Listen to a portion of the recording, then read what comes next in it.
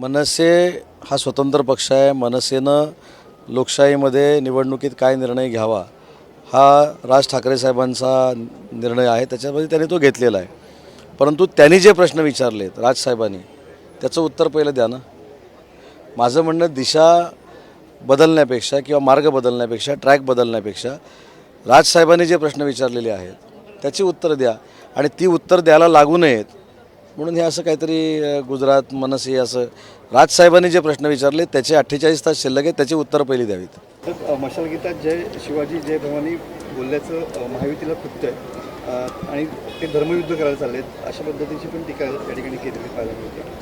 मशाल काय त्यांच्या मशालगीतामध्ये जय भवानी जय शिवाजीचं वाक्य त्यांना खुपतं आहे, पण ते असं खूपच असताना सुद्धा महायुतीला धर्मयुद्ध हाच प्रचार आमच्या विरोधामध्ये खासदारकीला करून देखील त्यांच्यापेक्षा स्ट्राईक रेट आमचा जास्त राहिलेला आहे.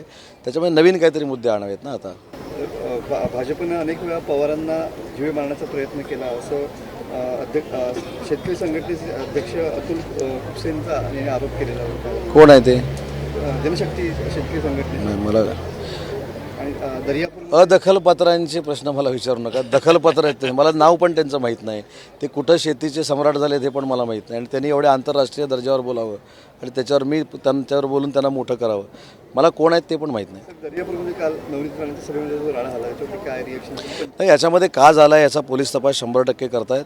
मी स्वतः तिथल्या पोलीस अधिकाऱ्यांशी देखील बोललेलो आहेत, मुख्यमंत्री देखील बोललेले आहेत. मला असं वाटतं की जो काय प्रकार घडलेला आहे याची माहिती घेतल्याशिवाय बोलणं या निवडणुकीच्या कालावधीमध्ये योग्य ठरणार नाही. परंतु जाणीवपूर्वक जर कोणी केलं असेल तर योग्य तपासामध्ये पोलिसांच्या बाहेर येईल आणि त्याच्यावर कारवाई होईल. माझ्या वडिलांचा फोटो कुठेही वापरू नका असं थेट आव्हान सुप्रिया सुळेंनी दिलेलं आहे. सोयीसाठी तुम्ही त्याचा वापर करता असं त्यांचं म्हणणं आहे. एक लक्षात ठेवा, वंदनीय बाळासाहेब असतील किंवा पवारसाहेब असतील हे एका घराची प्रॉपर्टी नाही. मी देखील पवारसाहेबांच्या पक्षात होतो. पवारसाहेबांसारख्याच व्यक्तीनं माझ्यासारख्या व्यक्तीला राजकारणामध्ये आणण्याचं त्यावेळी काम केलेलं होतं. ते माझ्या मनामध्ये नक्की आदर असणार आहे. तसं राष्ट्रवादी काँग्रेस पार्टीचे अजितदादा पवार आहेत, हे देखील पवारसाहेबांनाच मानणारे आहेत. अनेक वेळा त्यांनी पवारसाहेबांवर ज्यांनी टीका केली त्यांना सुनावलेलं आहे. त्याच्यामुळे ही प्रॉपर्टी आता जनतेची आहे. जनतेच्या मनामध्ये ती लोकं आहेत, फॉलोअर्स त्यांचे लाखो आहेत.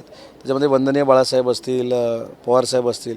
त्यामुळे लोकशाहीमध्ये मला असं वाटत नाही की हा फोटो लावू नका, तो फोटो लावू नका.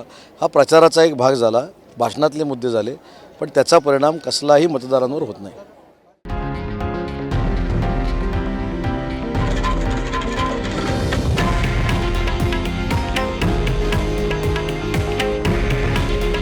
हे आहे देशातील नंबर 1 न्यूज नेटवर्क आणि आपण पाहत आहात TV9 मराठी. काळजी तुमची, हित महाराष्ट्राचं.